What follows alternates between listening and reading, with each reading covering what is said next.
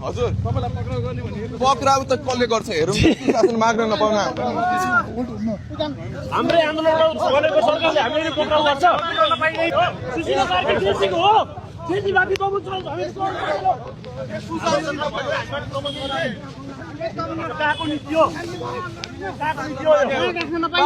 सरकार हामीले माग्न नपाउने हाम्रो कुरा सुने खोइ हुनु पर्यो तपाईले चुनाव गराएर कुनै पनि बदलाव ल्याउन सक्नुहुन्न सक्नुहुन्छ भने हाम्रो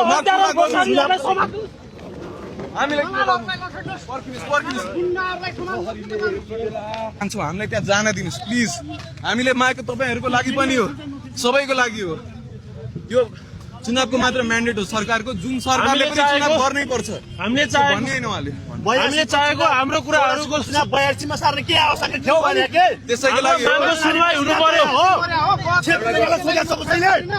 सुशीला कार्कीजीले जसरी भन्दै हुनुहुन्छ कि चुनाव गरेर बदलाव हुन्छ त्यो कुनै पनि असम्भव छैन हामी चेन्जहरू बाटोमा उत्रयो भने एमालेहरूले हामीले फेरि लगाउनेछौँ कार्यले फेरि लगाउनेछौँ भनेको सुशासन हो हाम्रो माग भनेको सुशासन गराएको होइन हामीले प्रश्न गर्न खोज्यो त्यो 23 गतेको हत्यारा केपीओलेसमा किन खुला ढङ्गले अगाडि हिँडिरहेको छ किन प्रश्न गर्न सकिरहेको छ उसलाई पक्राउ गर भने हो माग नसुने भए त्यो हत्याराहरूलाई पक्राउ गर माग सुन्दैहरूले कारबाही गर आवाज उठाउनु हामी कतै पनि हट्दैनौँ हामी